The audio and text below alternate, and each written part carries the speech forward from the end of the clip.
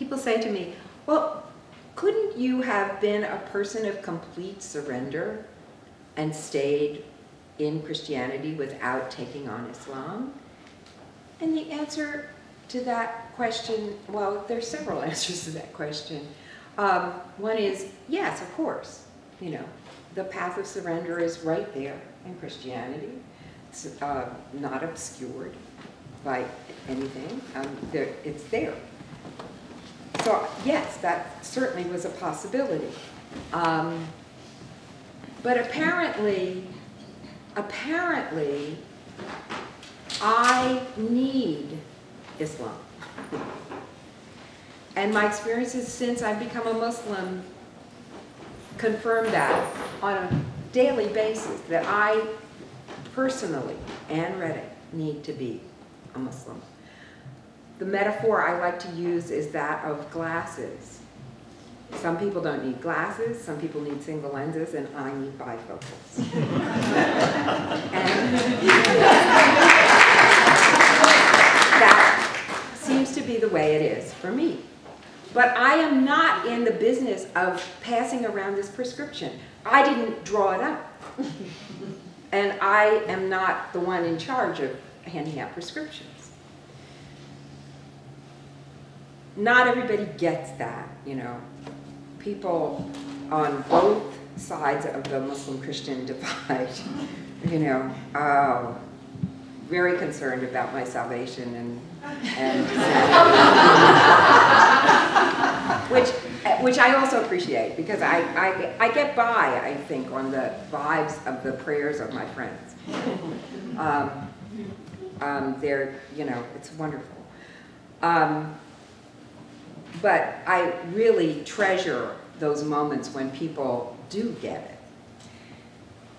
I was introduced to an imam, a leader in my Muslim community, the community that has become mine.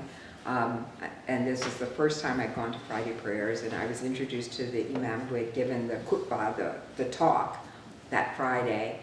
And my friend, the woman to whom I run with the confession,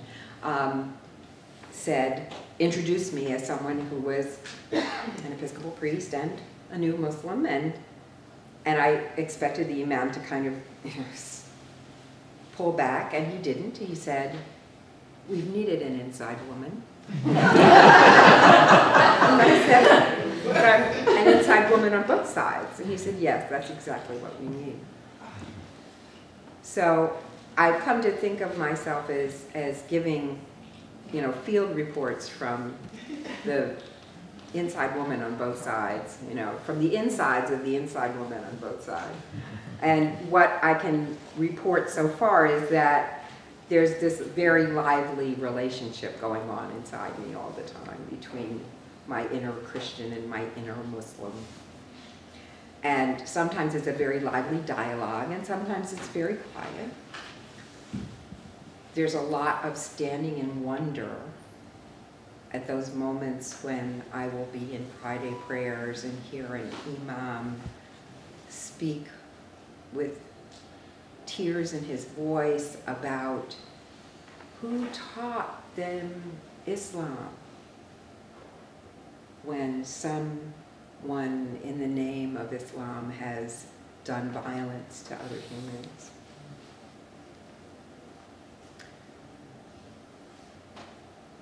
I treasure those moments when a Christian friend will tell me, "Oh, we went on a pilgrimage to it was then the Soviet Union, and we smuggled in Qur'ans because we heard that Muslims couldn't get Qur'ans. Muslims in the Soviet Union couldn't get Qur'ans."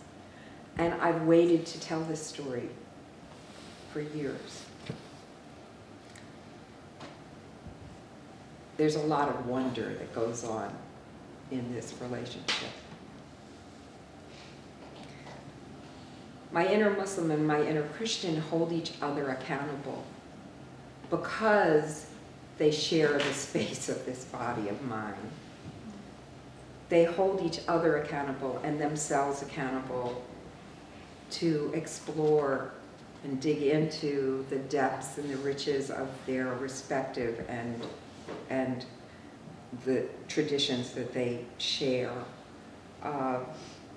to find those places of convergence, to find those places of deep relationship.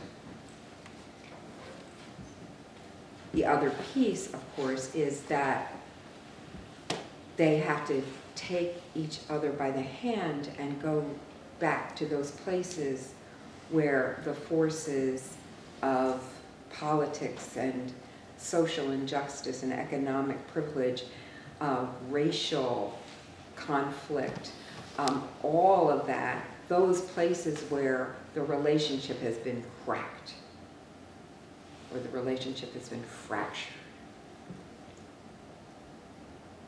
The fear that we feel and see in the world. The hysterical, what look like hysterical reactions to, the building of mosques, that most of us in this room would say, what? Why? We have to understand, and this coexistence inside me bears witness to the reality that we have a troubled history. We have a troubled history among the religions. And one of the necessary steps is gaining that appreciative understanding of our various traditions, to understand what's in the religion.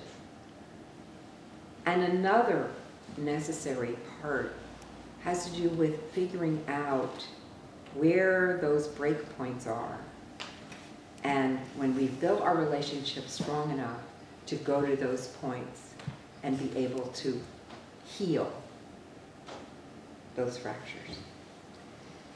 And that's the work that I hope that I can do, because, and I'll end with this, I believe that this experience was given to me so that I can continue my work as a priest. And what's a priest? A priest is someone who I call a demonstration project. Not only am I a laboratory, but I'm a laboratory with windows that are open to the world. So people get to watch what this looks like. And it's kind of messy and not, on any given day, it's not going to look all that pretty. But I am determined to let this experiment bear witness that we can not only live together in the world, coexist, but that we can thrive together. And in fact, it may not just be necessary for our survival on this planet, but our having these relationships may mean this incredible blossoming of humanity in a way that we can't even imagine now. But we're doing the work. We're doing the work. And I thank God for that. And I thank God for you, for having such wonderful, beautiful fellow travelers. Thank you.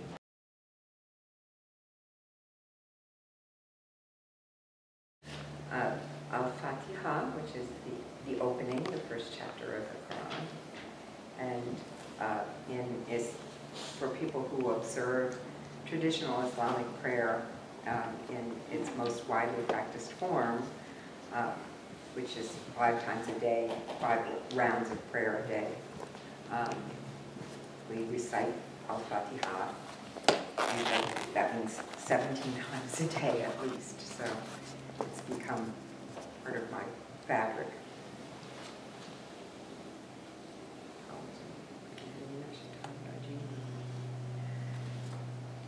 Bismillahir Rahmanir Rahim. Alhamdulillahi Rabbil Alamin. Ar-Rahmanir Rahim. Maliki Yawmiddin. Iyyaka na'budu wa iyyaka nasta'in. Ihdina as-siratal mustaqim. Siratal ladzina an'amta 'alayhim ghayril maghdubi 'alayhim waladdallin. Amen. In the name of God, most gracious, giver of grace. All praise to God, the sustainer of all worlds, the most gracious, the giver of grace, the master of the day of judgment. To you we give a service of worship, and to you, from you we seek help.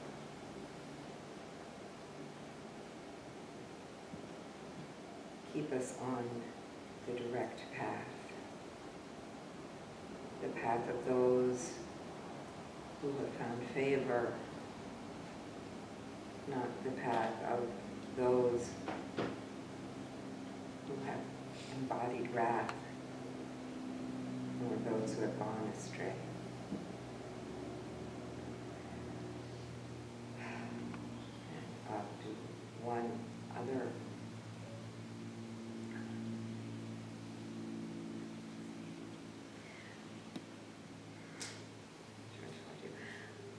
I'll do a Christian song. She's a wonderful singer, by the way.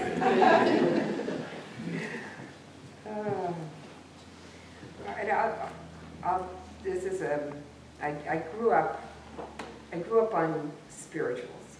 My mother used to sing us to sleep with spirituals, so I'll sing a spiritual, and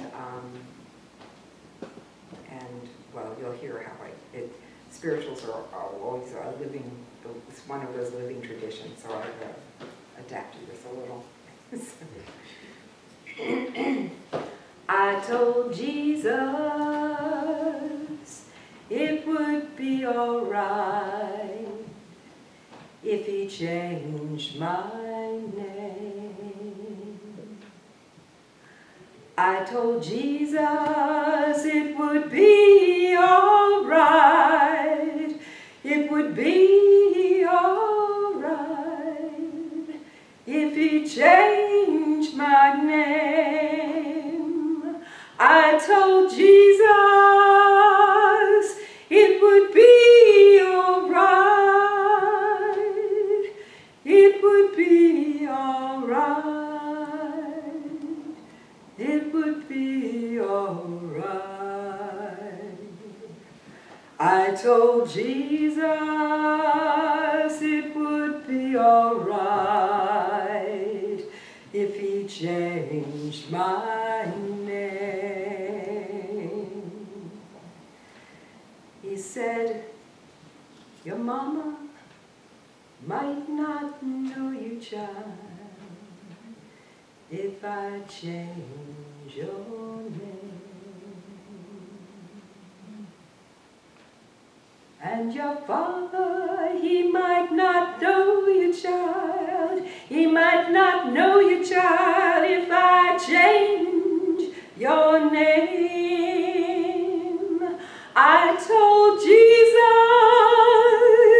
it would be all right, it would be all right, it would be all right.